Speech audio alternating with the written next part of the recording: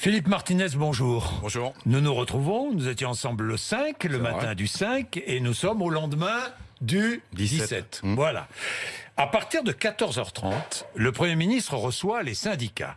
Demain, réunion dite multilatérale, c'est-à-dire tous les syndicats, salariés, patronat autour du Premier ministre. Est-ce que vous irez aujourd'hui et demain ? 14h50. Ah bon, pardon, 14h50. Pour nous. Pour vous, ouais. Vous irez ? Oui.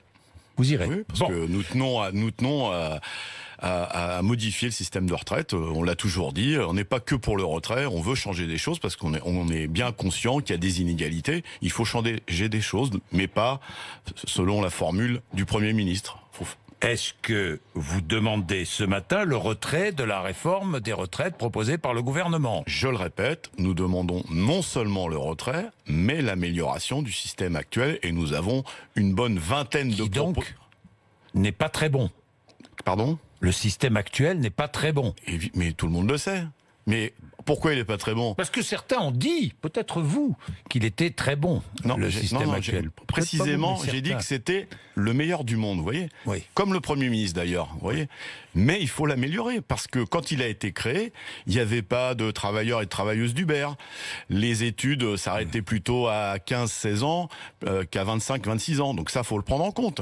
Mais notre système, il souffre d'un manque de financement dû aux précédentes réformes, dont à chaque fois on a dit c'est la meilleure et c'est la dernière, et on a fermé le robinet. Réformette. Oh, pas que réformette, parce que quand on ferme le robinet des financements, eh ben forcément le gâteau il rétrécit. Alors je vais revenir sur les propositions que vous pourriez faire ou les avancées que vous attendez. Donc vous irez cet après-midi. Dialogue social intense, c'est ce que dit le Premier ministre. Dialogue social intense intense, je sais pas. On a eu beaucoup de réunions, vous le savez. D'ailleurs, je vous ai entendu la semaine dernière face à Laurent Berger. C'est sûrement un extrait de ce que vous avez dit, mais que oui, on sait, la CGT ne va jamais aux réunions. J'ai dit ça, moi. C'est ce qu'on m'a passé dimanche soir sur ce même plateau. Mais on a dû prendre une partie. Vous avez dû rajouter des choses derrière. Donc vous le savez très bien. Nous avons fait toutes les réunions de concertation, toutes. Mais c'est moi qui ai dit ça ou c'est Laurent Berger ? Non, c'est vous. Non, c'est vous. Non, mais je dis ça comme ça. Non, je vous écoute aussi, vous savez. J'écoute les réponses, mais j'écoute aussi les questions. Donc vous avez regardé Laurent Berger jeudi dernier. Tout m'intéresse en ce moment. Moi, j'écoute tout le monde. Bon. Édouard Philippe est raisonnablement optimiste sur la capacité de s'entendre avec les syndicats. Vous aussi, vous êtes raisonnablement optimiste ? Plus ça traîne, plus je suis pessimiste. Parce que je sais bien qu'il y a quelque chose qui s'appelle la méthode Coué, il faut répéter plusieurs fois les choses pour que certains l'entendent. Mais là, je deviens pessimiste, parce que je pense que le gouvernement et le président de la République sont dans une posture idéologique. C'est comme ça, on a raison, et c'est pas la première fois. Reprenez toutes les lois qui ont été proposées depuis 2 ans et demi, c'est toujours la même chose, on a raison, les Français ont dit ça, etc., etc. Donc à chaque fois qu'on a une négociation ou une concertation de ce style, c'est un peu comme quand vous allez dans un magasin, vous venez pour acheter quelque chose, et le vendeur veut vous vendre autre chose. Vous avez le choix de payer en espèces, en carte bleue ou par chèque, mais vous devez absolument acheter ce que le vendeur il veut vous vendre. Nous, on veut pas acheter ce que le vendeur veut nous vendre, on veut acheter ce qu'on veut. Oui, je comprends l'image. Je comprends l'image, Philippe Martinez. Voilà. Où en est-on aujourd'hui ? C'est simple. Vous irez rencontrer le Premier ministre. Vous allez lui demander une nouvelle fois de retirer son projet de réforme des retraites. Le Premier ministre vous a répondu hier à l'Assemblée en disant « Ma détermination, celle du gouvernement, celle de l'ensemble de la majorité, est totale, je ne retirerai pas. » Donc voilà où on en est. Ça n'a pas avancé d'un iota. Si, il y a des choses qui ont avancé. Hier, il y a eu plus de mobilisation que le 5. Voilà, les chiffres sont... Bon, on va pas rentrer dans cette querelle de chiffres. Je veux pas. Je vous inviterai à une manifestation parisienne. Vous verrez qu'il y avait du... je vous ai pas vu. Il y avait du monde. Il y a eu beaucoup... Vous voyez, je prends une boîte comme Airbus parce qu'on dit le privé n'est pas là. 30% de production en moins hier. 30% de production. Donc il y avait du privé, du public. Les gens sont mobilisés. Regardez les sondages d'opinion. Malgré tout ce qu'on vomit sur les grévistes, il y a encore... Vomi, n'exagérons rien. Pas vous, Non. mais il y a quand même des choses. Plus de 60% des Français approuvent ce mouvement. Il y a un sondage qui vient de dire que 44% des Français font plus confiance aux syndicats. Mais enfin, il y a une majorité de Français qui sont favorables à la retraite par points aussi. Hein. Si on peut... Écoutez, alors je vais sortir mes Retraite fiches. par points. Non, je vais sortir mes fiches. On va pas se disputer. Mais on va là-dessus. pas se disputer, Moi, mais faut être précis. Alors, on est en face à face. De nouveau, toujours en face à face. Bon, alors, je me mets à la place de l'auditeur, du téléspectateur. Noël, donc, Oui. avec des grèves. Pour l'instant, si, mais ça peut arrêter ce soir. Non, mais Noël, pour l'instant, Noël avec des grèves. Mais non, mais attendez, ça peut s'arrêter ce soir. Oui, si le gouvernement retire sa réforme des retraites. Pourquoi il dit je veux pas de confrontation. Le gouvernement dit non. Il l'a dit hier. Donc il assume. Donc Noël avec des grèves. Il assume que le mécontentement soit encore là. Noël Allez-y, continuez. avec des grèves. On est d'accord. Pourquoi il s'arrêterait puisque le gouvernement... Donc vous appelez à la grève, à la poursuite de la grève pour Noël, le jour de l'an, toutes les périodes de vacances. Pour l'instant, on dit au gouvernement retirez votre projet et tout va s'arranger. Mais ça, j'ai bien compris. Ben alors, si le gouvernement ne retire pas ce qu'il ne retirera pas, Noël avec des grèves. Les grévistes feront des assemblées générales, ils décideront s'ils continuent ou pas. Bon, pas de manifestation, de grandes manifestations pendant les fêtes. Difficile à organiser. Jeudi, il va y avoir des choses, mais c'est plus compliqué dans ces périodes-là. Bon, donc rendez-vous en janvier, quoi, pour les grandes manifestations. Si rien ne bouge. C'est ce qu'on a. Vous avez déjà fixé une date pour janvier? Pas du tout. C'est ce qu'on a discuté hier en intersyndical. La balle est dans le camp du gouvernement. On va refaire un point, mais il faut absolument que le gouvernement arrête d'être dans cette posture d'affrontement et de confrontation. Bon, il y a des propositions. Qui viennent de la CFDT. Oui. Une proposition, une hausse des cotisations salariales et patronales pour éviter l'âge d'équilibre. 64 ans. Qu'en pensez-vous? Il faut être précis sur le sujet. Je crois que je vous ai déjà dit, quand on augmente les salaires, les cotisations patronales et des salariés augmentent automatiquement. Oui. Donc si c'est ça comme proposition, augmentation des salaires, on est d'accord. Je ne crois pas que le gouvernement soit d'accord. Non, Gérald Darmanin a dit non. Pas que Gérald Darmanin, tout le gouvernement. Vous avez vu l'augmentation généreuse du SMIC en cette fin d'année. 15 € par mois. 1,2. 15 €. 15 € par mois. Vous vous rendez compte? Je pense que dans la période y compris, on n'est pas d'accord sur les retraites, ok, mais il pourrait y avoir des signes pour répondre au mécontentement d'aujourd'hui, des gilets jaunes. 15 € par mois le SMIC. Vous croyez que c'est un gouvernement qui est à l'écoute des problèmes sociaux de ce pays? Comment se fait-il que dans les transports publics, il n'y ait pas de grève en province? Hier, il y avait 64 villes où il y avait des... Comment se fait-il que seule la région parisienne soit affectée par ces grèves? Donc je vous répète, oui. Hier, dans 64 villes, il n'y avait pas de transport urbain parce qu'ils étaient en grève. Sauf que vous voyez bien qu'on le gouvernement stigmatise la SNCF et la RATP, et vous connaissez la position de la CGT de ce point de vue-là. Quand on est chauffeur de bus au Havre ou à Amiens ou à Nîmes, on a les mêmes conditions de travail qu'à Paris, et donc on devrait avoir les mêmes droits. C'est ça une harmonisation sociale par le haut, c'est ça une véritable des régimes spéciaux qui devraient être étendus. La prise en compte de la pénibilité, par exemple. Donc des régimes même boulot, même droit. Des régimes spéciaux qui devraient être étendus. Exactement. C'est-à-dire des départs à la retraite plus tôt pour beaucoup plus de monde. Exactement, on pourrait appeler ça prise en compte de la pénibilité, puisque c'est un sujet qui nous tient à cœur, vous le savez. Bien. Le gouvernement dit, à propos de la proposition de Laurent Berger, parce que Laurent Berger parle d'une hausse des cotisations, mais il parle aussi d'aménagement sur la pénibilité. Le gouvernement dit... il n'y a pas que Laurent Berger. Hein. Oui. L'UNSA... La CGT, elle parle de pénibilité. Mais alors, est-ce que la CGT, qui va quand même gouverner le futur système, co-gouverner le futur système, non? Je ne comprends pas bien là. Non. il y aura une gouvernance paritaire du système à points. Pour l'instant, c'est pas très clair. Mais c'est ce qu'a annoncé le gouvernement. Du paritarisme, ça existe dans beaucoup de... Oui, Agirc Arrco, par exemple, Exactement, pour les cadres. Exactement. Vous co-gouvernez Agirc Arrco. On donne notre avis. Oui. On donne notre avis. Ça fonctionne bien. Ça fonctionne pas très bien, parce qu'on a fait des mesures d'économie. On économise tout. Parce qu'il était utile de faire des économies, des mesures d'économie. Mais soit, je vous l'ai déjà dit, soit on fait des économies, soit on trouve des nouveaux financements. C'est deux sujets différents. On est dans un dogme de la réduction des dépenses publiques. Moi, je considère, et la CGT, on considère que la santé, l'éducation, ça devrait être sorti de tout ça. Un pays en forme, un pays moderne, c'est des gens... Des transports aussi.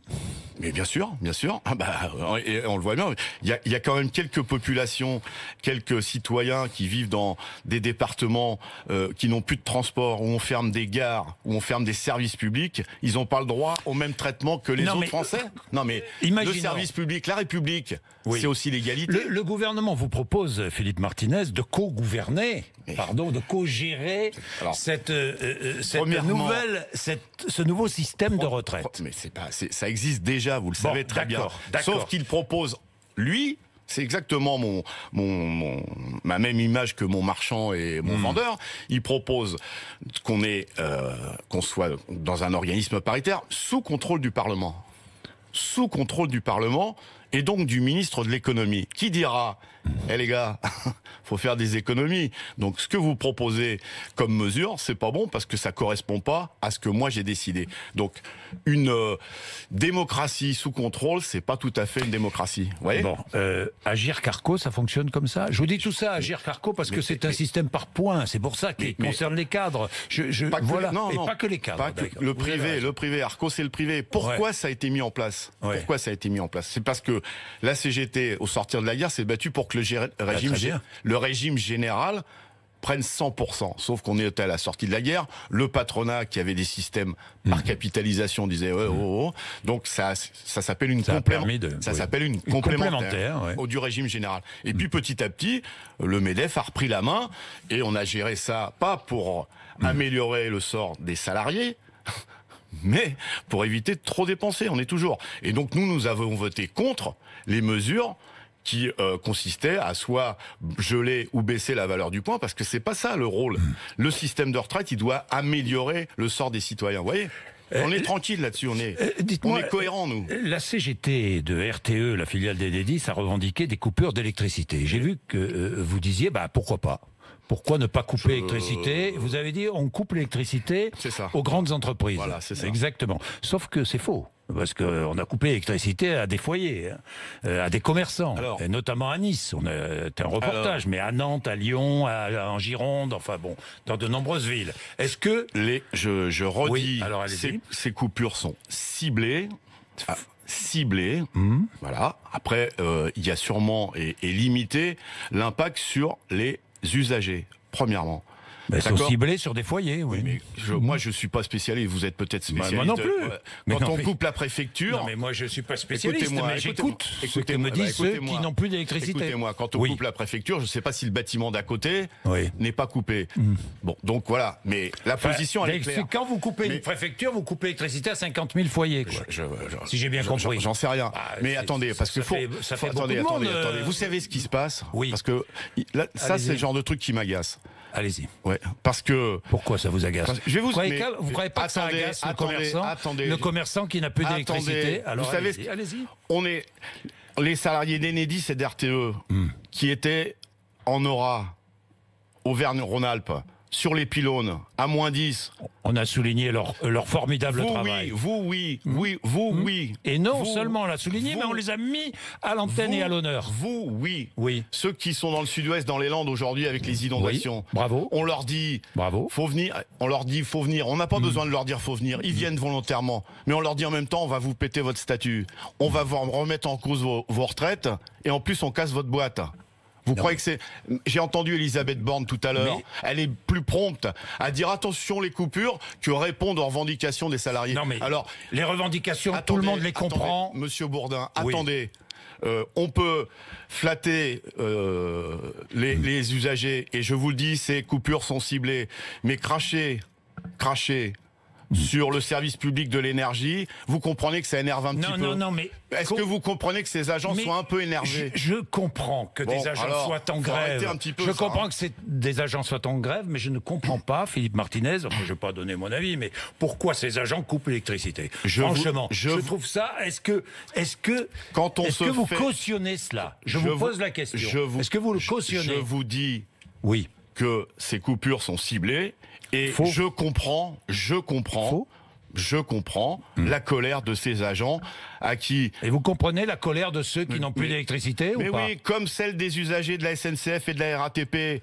On est tous dans la même galère, mais on est face... Est-ce qu'il faut cesser ces coupures et trouver d'autres modes d'action? Il faut cesser les provocations contre les agents d'RTE et d'Enedis. Ils savent ce qu'ils ont à faire. Ils n'ont pas besoin des conseils d'un ministre ou d'une ministre. Et il faut arrêter... patron du syndicat. Il faut arrêter de se moquer. Il faut arrêter de se moquer d'eux. Il faut arrêter de se moquer d'eux et de les prendre pour des imbéciles. Parce que quand on Donc vous les encouragez à poursuivre? J'ai pas dit... je vous pose la question. Est-ce que vous les encouragez à poursuivre? J'ai dit... Arrêtez, je dis au gouvernement, arrêtez les provocations. Ils savent ce qu'ils ont à faire. Ils n'ont pas besoin qu'on leur demande d'aller aider les gens. Par contre, quand on supprime des emplois, quand on leur donne des consignes de pas aller dépanner les gens parce que c'est pas assez rentable, ça devrait être critiqué. Et je pense qu'un certain nombre de gens du gouvernement feraient mieux de la fermer plutôt que de provoquer ces agents qui sont au service du public. Donc, ils sont provoqués, ils coupent l'électricité du public. Ils sont au service du public. Je viens de vous le dire. Vous venez de le dire. Je viens de vous le dire. Et ils ont pas de démonstration à faire à qui que ce soit, parce que quand il y a des problèmes, quand il y a des gens, et c'est eux qui se font engueuler quand ils vont pas assez vite, c'est pas ni le patron d'EDF, ni la ministre de l'écologie, Madame Borne. C'est eux qui quand on leur dit ne dépannez pas avant 6 heures du matin parce qu'il y a plus assez d'effectifs, quand ils arrivent à 6h05 et que le congélateur du particulier, il est en rade, qui c'est qui se fait engueuler? La ministre ou celui qui vient dépanner? Et comme il tient à sa boîte, il dit non, mais il peut pas dire, non, on m'oblige à faire ça. Vous voyez, il faut un peu de pudeur dans les critiques. D'accord?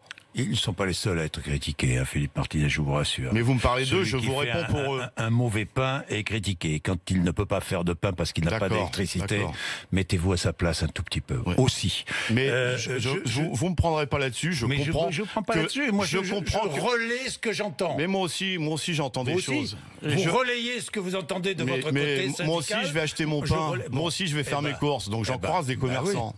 Bon. D'accord. Dites-moi, les sénateurs, malgré la pression du gouvernement, ne veulent pas aligner leur régime de retraite sur le futur système. Qu'en pensez-vous? Ils ont raison, ils vous rejoignent dans la grève.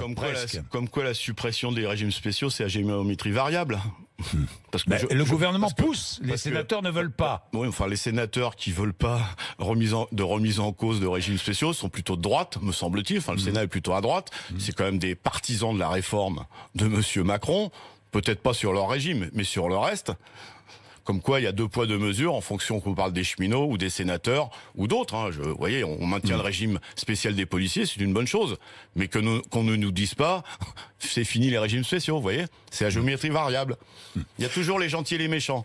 Bien, Philippe Martinez, donc, pour résumer, cet après-midi, rencontre avec le Premier ministre. On est bien d'accord, vous allez dire non, nous voulons le retrait de la réforme. On dit non à ça et oui à ça. Bon. Et vous savez qu'on a des propositions. On en a beaucoup parlé. Et je pense qu'il faut encore en parler parce que des fois, il y a des caricatures sur la position de la CGT. C'est retrait. La position de la CGT. Avant retrait. Avant toute proposition, c'est retrait. Mais non, pourquoi? Ah bon? Qui a dit... Attendez, c'est intéressant ce que vous me dites. Non, qui a dit en même temps? Qui est partisan d'en même temps? C'est le président de la République. C'est le président de la République. C'est-à-dire que le gouvernement pourrait ne pas retirer sa réforme, mais le gouvernement pourrait discuter avec vous de certains points. Mais si on dit maintien du régime actuel, remise en cause des exonérations de cotisations patronales, augmentation des salaires, prise en compte des années d'études, faire payer les Uber, les Deliveroo qui ne payent ni impôts ni cotisations sociales pour des travailleurs qui sont en danger sur leur vélo ou dans leur voiture, il n'y a pas de problème. On y va et on signe tout de suite. Vous voyez, bien, comme on est ouvert. Merci Philippe Martinez d'être venu nous voir. Il est 8h53. Vous êtes sur RMC et BFM TV.